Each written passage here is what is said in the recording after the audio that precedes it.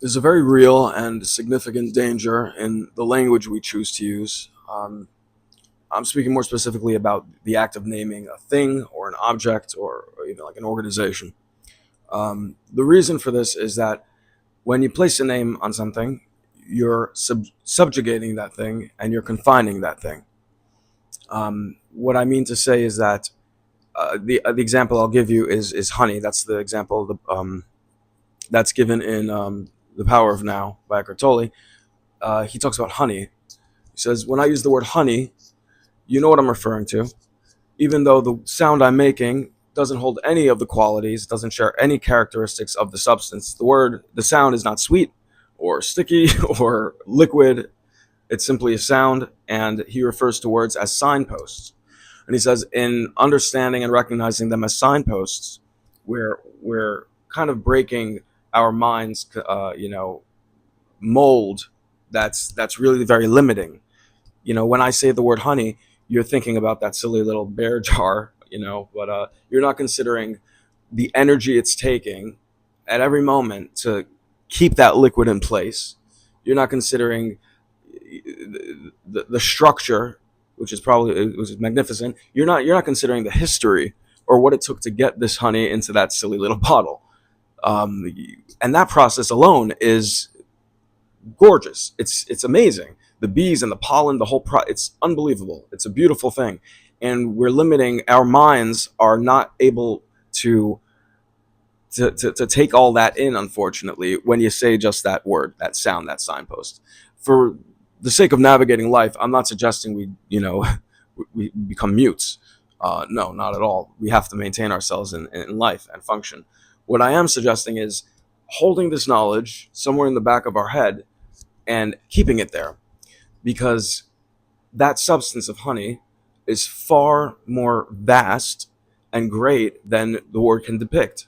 In Tao Te Ching, in Lao Tzu's the Book of the Way, the first page talks about the Tao, and the first thing it says is, when I tell you about the Tao, I'm not telling you about the Tao. There is not a word that can contain this, what I'm speaking of. There's no word that can contain it, and we're similar. We're not any different than that. We are far more vast and magnificent than any names that were given to us or any names that we've adopted. I know some people take on a bunch of names, stage names, all kinds of things. But language is just incredibly important. It's actually making me think of in the Bible, God told Adam to name all the animals, and now I'm thinking what that actually meant. The act of naming being a subjugative thing, taking this formless matter, perhaps, and just, I don't know. I'm using my imagination, but there's a reason this is how important language is. The Department of Defense is not called the Department of Offense, and ask yourself why that's the case, even though there hasn't been a war on American soil since the Civil War. So, language is important, and the last example I'll offer you is in George Orwell's 1984.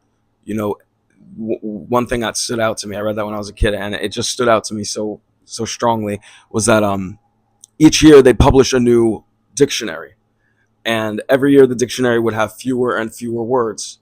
They were dumbing down the ability to express oneself. For instance, instead of like having a variety of words for good, like extravagant, wonderful, supreme, excellent, they get rid of those, and they'd have very, very good. Less than that would be very good, less good, and less good, and so on and so forth. And they were able to control the population through limiting their expression.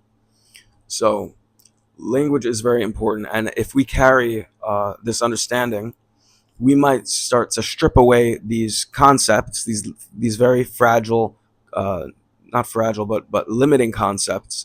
When I say couch, you picture the cushions and the wooden frame structure, and then something to sit on. You're not considering the energy it's taking to hold it in place. You're not considering where that energy came from, how it's constantly in motion. The world is so magnificent, and we're not able to take any of that in when we simply just see it with the most blanket statements. It's extremely limiting, and in our minds, we react to these titles and these names. So it will take away from how glorious things really are, and it's in all of us. Me and you are far greater and more vast and magnificent, truly magnificent, than any names that we could hold or have been given. And we should carry that with us. We should carry that with us at all times.